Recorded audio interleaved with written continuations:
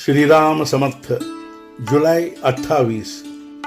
नामस्मरण करने वाले के आगे पीछे मैं खड़ा हूँ। जो गूढ़ बात होती है उसे खोज निकालने की ओर मनुष्य की प्रवृत्ति होती है। कोकण में पानी के झरने दिखाई देते हैं, वे कहाँ से आते हैं समझ में नहीं आता। यानी दृश्य वस्तु का मूल भी हमारी समझ में नहीं आता, तो फिर जो अदृश्य ही हैं उनका मूल भला कैसे समझ में आएगा। मैं बोलता कैसे हूँ, मेरा मन कहाँ से आता है, यह सब जो देह बुद्धि के द्वारा ही चिंतन करता है और देह बुद्धि में ही रहता है, उसकी समझ में आना कठिन है। नामस्मरण में जो स्वयं को भूल गए उन्हीं को मैं कौन हूँ यह समझता है। तुम्हारी गृहस्थी का कल्याण हो इसलिए तुम मेरे पास आते हो, किंतु कोयला जितना घिसा जाए उतना वह काला ही होता है। उसी प्रकार गृहस्थी में कुछ भी करो दुख ही पल्ले पड़ता है। हम समझ बूझकर जो गलतियां करते हैं उनका दोष हमारा होता है। समझ में न आते हुए यदि गलती हो गई तो वह दोष नहीं होता। गृहस्थी की आसक्ति से दुख की परंपरा चलती है और हमें प्रतिदिन यह अनुभव होता है, तो क्या यह दोष नहीं है? हमारी कहाँ गलती होती है यह हम देखें और जो गलत होता है उसे सुधारे। गृहस्थी में अपनी इच्छा के अनुसार सभी बातें कहाँ प्राप्त होती है और वे प्राप्त होना या न होना हमारे बस की बात थोड़ी होती है। तो फिर हमें फलानी बातें चाहिए या नहीं चाहिए ये भी क्यों करें? राम के होकर रहने पर इन सभी झंझटों से हम मुक्त हो जाते हैं।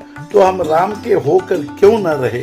जो राम से विषय मांगता है उससे यही सिद्ध होता है कि उसे राम की अपेक्षा विषय से अधिक प्रेम है। मैं तुम्हारे पास आता हूँ लेकिन आप मेरे लिए रास्ता खुला ही नहीं रखते। मेरे आने के लिए तुम रास्ता खुला रखो, यानी तुम निरंतर नामस्मरण करते रहो। मैं कभी भी किसी के बारे में निराश नहीं होता हूँ। जिसने मनुष्य जन्म लिया है उसका उद्धार होगा ही। मुझे राम के सिवाय और कोई प्यारा नहीं है। देह के भोगों से मैं कभी उकताया नहीं। सच कहता हूँ, तुम भगवान का नाम लो, इससे ज्यादा मुझे और कोई भी अपेक्षा नहीं है। रात दिन मैं अपने लोगों को यही कहता हूँ, चाहे कुछ भी हो जाए भगवान का स्मरण करना मत छोड़ो। जो कहता है कि मैं तुम्हारा हूँ उसे नाम से प्रेम होना अनिवार्य है। जीवन में तुम घबराओ मत, धीरज मत छोड़ो और लेना ही हो तो नाम ही लो। मेरा नियम ऐसा है कि परमार्थ में एक भी बात ऐसी न हो जो व्यवहार के लिए बाधा बने।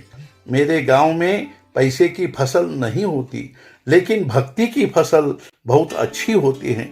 जिसके मुंह में भगवान का नाम है, अर्थात जो निरंतर भगवान का स्मरण करता है, उसके आगे पीछे मैं खड़ा हूँ। मैं तुम्हारा पास हूँ ही।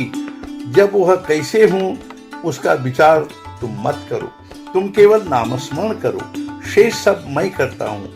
होश में नाम लेने की जिम्मेदारी तुम्हारी है, फिर नींद में और बेहोशी में नाम लेने की जिम्मेदारी मेरी है, वह मैं संभाल लूंगा।